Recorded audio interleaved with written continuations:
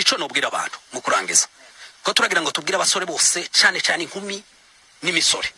nimuhaguruke ko kiriya gihugu cacu ntabwo tuzokibamo tudafite ivyo twatanze abari muri Kenya mu Bugande muri Kongo mu Rwanda mu Burundi n'ahandi hose nimuhaguruke muti ivyo byose murimo nimbara ayo mashuri muzogaruka mu yige twarabonye igihugu ariko nimubwira abantu ngo nibahaguruke tugende iki ni gihe cyo kutabwira abantu ngo nimutanga amafaranga kandi no nimureka abasaza bacu n'abakecuru bacu bazabikora ariko nimuhaguruke ivyo bisirimba bya buri gitondo n'umugoroba ntabwo tubabujije gusenga Imana yuko no mu misozi iwacu hariho Imana no mu misozi iwacu hariyo za sente no mu misozi iwacu murashobora kwagirira amatorero mwumva mushaka ariko nimuve muri ayo matorero muve muri ivyo bisirimba uwo munezero mukura ariko ubu niyo muhe musesagura imigeri mwirengeza mwikubita hasi no hejuru muri mukumva mufite uwo munezero wanyu harasenyutse muri mukumva mufite uwo munezero baso batakiba mu mazu abandi baracitse abandi barapfuye abandi baraciwe amabere ivyo nivyo bibanejeje kugira ngo dusirimbe twe kubitiriya niko kuja mu ijuru sukunyura mu Rwanda kuva mu ijuru sukunyura mu Bugande urashobora no kuja mu ijuru uri mu bijabo urashobora no kuja mu ijuru uri ku ndondo urashobora no kuja mu ijuru uri mu bibogobogo urashobora no kuja mu ijuru uri mu Kavu n'Igoma n'ahandi hose turababwiye ngo nimuhaguruke iki nico gihe abantu bose nimuhaguruke kugira ngo twiyubakire igihugu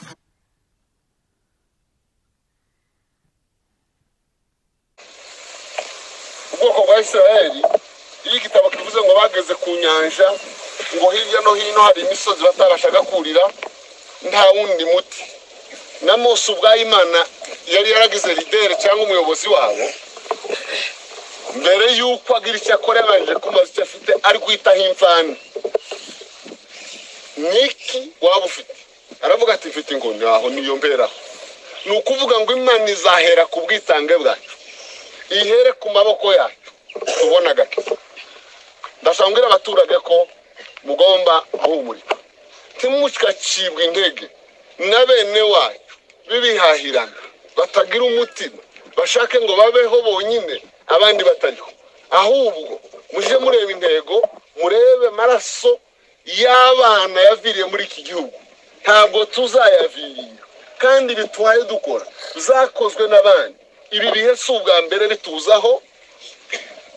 igihe bamuhindanye n'abagakingiye baza bafata imunde bakazamuka abantu bari mu mishasha barishwa n'abakina imiryango myinshi irahona irashira araba kandi baturanye bacu batuzize uko twarera ni ukuvuga ngo rero iyi ntambara tuzayirwana inkundura ubu turi kwirwanaho ariko hari umunsi kwirwanaho kuzahagarara tugatera tumeze nk'ibirura tuzotera tumeze nk'ibirura kandi ibyo tuzabikora tuzarwana tumeze nk'amadubu niba mutumva ibirura amadubu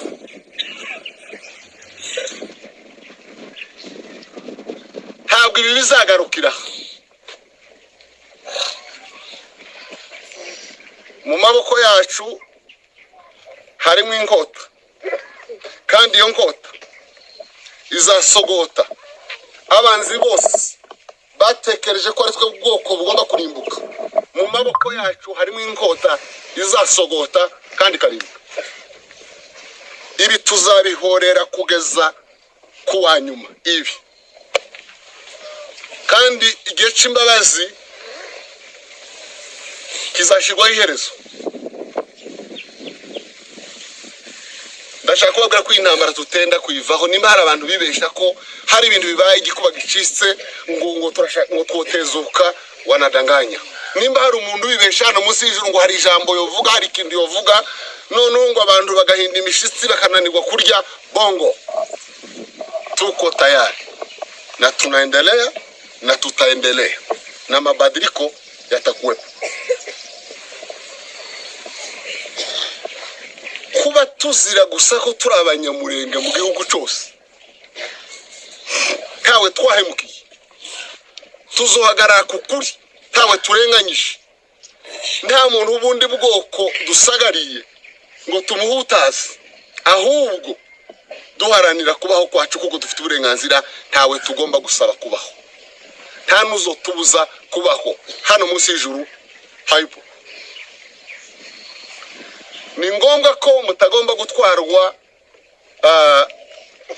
n'imfu z'abana ngo zise ngaho bibamaze ubwenge niko bigomba kugenda. Ibintu byose bisaba ikiguzi, kuko iyo bitagisaba ntago mwari kuba muri hano. Sasa urya mbere umunsi abana bapfa mu Matanganika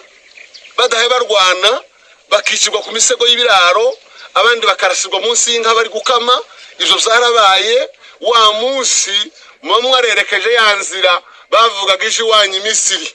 cyangwa mu Rwanda mukagenda, ariko icyatumye mutagenda icyo nico gitume duhagaze hano, kandi duhagaze twebwe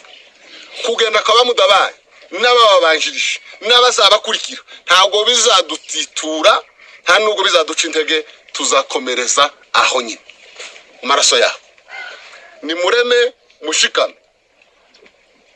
Intambara umuntu arayitangira, ariko kuyirangiza ntabwo ari akazi kiwe. Ushobora gusora isasu mu mbunda ukarikubita rimwe rikica umuntu, cyangwa ari kugira ngo uzarigarure aho warikuye biragora.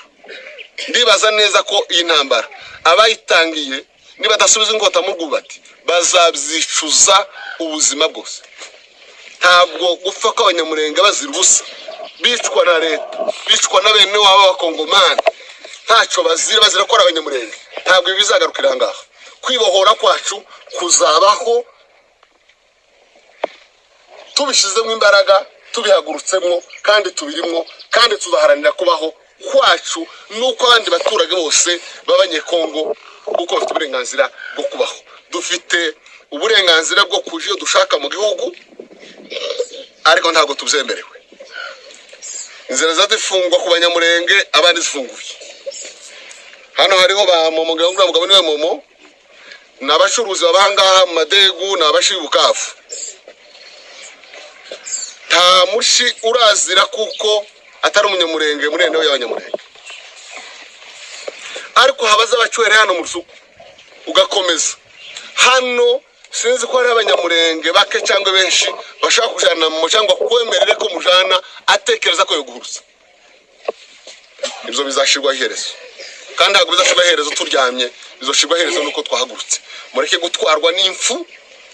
tugomba gupfa kuko nibyo twiyemeje. Tudapfuye nta gakiza kazaboneka kanyu. Tugomba gupfa kugira ngo abandi bagire gute babone agakiza. Ntabwo turi abasazi, ntabwo turi irifu. Ibyo turimo turabizi, twaravyiyemeje ko tutazatega amajosi ngo batwice uko bashaka.